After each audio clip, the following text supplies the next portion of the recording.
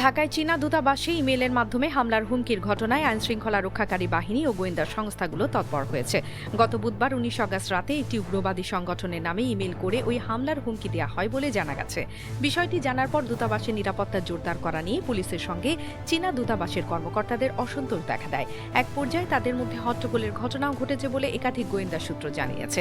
ঘটনার দুদিন পর শনিবার ২২ আগস্ট রাতে সিটিটিসি ও গোয়েন্দা সূত্র জানায়, বৃহস্পতিবার বিকেলে সন্ত্রাসবাদ দমন ও আন্তঃরাষ্ট্রীয় অপরাধ দমনে সিটিটিসি যুগ্ম পুলিশ কমিশনার মুন্সি শাহাবুদ্দিনের নেতৃত্বে ঢাকার বারিধারায় অবস্থিত একটি দেশের রাষ্ট্রদূতের সঙ্গে বৈঠক করেন।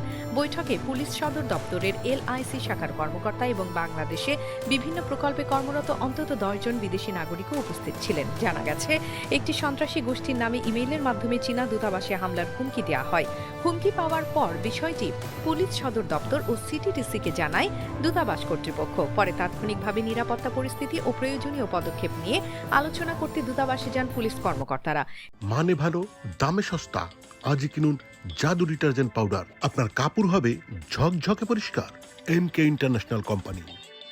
এদিকে চীনা দূতাবাসের বৈঠকের পর জাপানি দূতাবাসেও বৈঠক করেন সিটিটিসির কর্মকর্তারা। বৃহস্পতিবার সকাল 10:40 থেকে 11:30 পর্যন্ত ঢাকার বারিধারায় জাপানি দূতাবাসে বাংলাদেশে নিযুক্ত জাপানের রাষ্ট্রদূত সাইদা শিনিচির সঙ্গে বৈঠক করেন সিটিটিসির যুগ্ম পুলিশ কমিশনার মুন্সি শাহাবুদ্দিন। বিষয়ে সিটিটিসির যুগ্ম পুলিশ কমিশনার মুন্সি শাহাবুদ্দিন সাংবাদিকদের বলেন, আমরা খবর পেয়ে সেখানে গিয়ে তাদের সঙ্গে বৈঠক করেছি। কারা এবং কোন উগ্রবাদ সংগঠন থেকে ইমেল পাঠানো হয়েছে সেটি বের করার চেষ্টা করেছি। হুমকিদাতাদের চিহ্নিত করার কাজ চলমান রয়েছে, তবে এটি স্ক্যাম মেইলও হতে পারে। নিরাপত্তার বিষয়ে পুলিশ কমিশনার বলেন, দূতাবাসের জন্য ডিপ্লোম্যাটিক জোনের পুলিশ রয়েছে, তারাই নিরাপত্তার বিষয়টি দেখবেন। সূত্র জানায়, দূতাবাসের নিরাপত্তা নিয়ে পুলিশের সঙ্গে চীনা দূতাবাসের কর্মকর্তাদের অসন্তোষ দেখা দিয়েছে।